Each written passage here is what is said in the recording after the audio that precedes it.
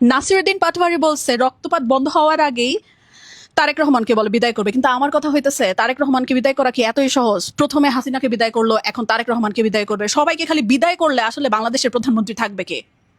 শুনেন কি বলে, অদ্ভুত কথাবার্তা। হ্যাঁ, রক্তপাত বন্ধের আগে ইনশাল্লাহ তারেক রহমানকে বিদায় করা হবে। শেখ হাসিনারও এই ধরনের হয়তো 10 বছর লাগছে, তারেক রহমানের 5 বছর। এই যে রক্তের প্রতিশোধ নেওয়া হবে ইনশাল্লাহ। আমি খুবই শান্ত মানুষ।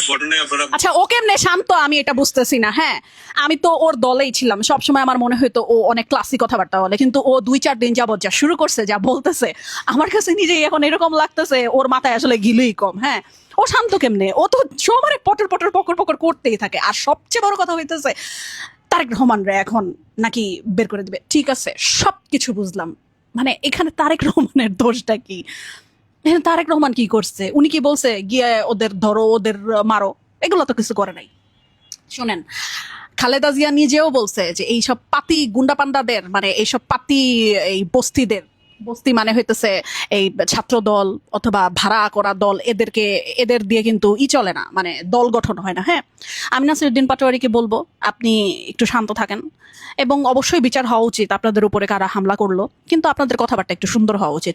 আর বারবার করে যেই প্রধানমন্ত্রী হইতেছে তাকেই নামাই দিবেন, যেই প্রধানমন্ত্রী হইতেছে তাকেই নামাই দিবেন, তাকে একটু বসে সুন্দর করে দেশ চালনা করার সুযোগটা অ্যাটলিস্ট আপনারা দেন। হ্যাঁ, লোকটা আসছে 1 বছর হয়ও নাই, মানে যে আসতেছে তাকেই আপনারা নামাই দিতে চাইতেছেন, ব্যাপারটা হইল না তো। তারপরে বড় কথা হইতেছে প্রধানমন্ত্রী যেহেতু, তাকে সম্মান করেই আমাদের কথা বলা উচিত। এটা কোনো তারেক রহমানের জন্য সম্মান না, এটা কোনো শেখ হাসিনা যখন ছিল তার জন্য সম্মান না। সম্মানটা হইতেছে পদের সম্মান যদি আমরা না করতে পারি, আলটিমেটলি আমরা আসলে নিজেদেরকেই সম্মান করব না। মানে তুই প্রধানমন্ত্রী, তুই কিসের চ্যাটের বাল, এগুলা বইলেন না। হ্যাঁ, তুই প্রধানমন্ত্রী, তোরে নামাই দিব, এইসব কথা বইলেন না। এগুলা না খুব বাজে কথাবার্তা।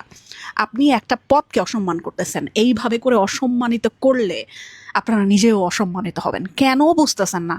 আমি অবশ্যই নাসিরউদ্দিন পাটোয়ারির যে এইভাবে করে হেনস্থা করা হয়েছে, এইভাবে করে ইট মারা হয়েছে, এইভাবে করে হামলা করা হয়েছে, এটার পক্ষে করি, মানে এখনো বলি কেন করা হইলো, এই হামলাটা করা উচিত হয় নাই। কিন্তু তারপরেও একটা জিনিস বলবো যে পদকে সম্মান করেন।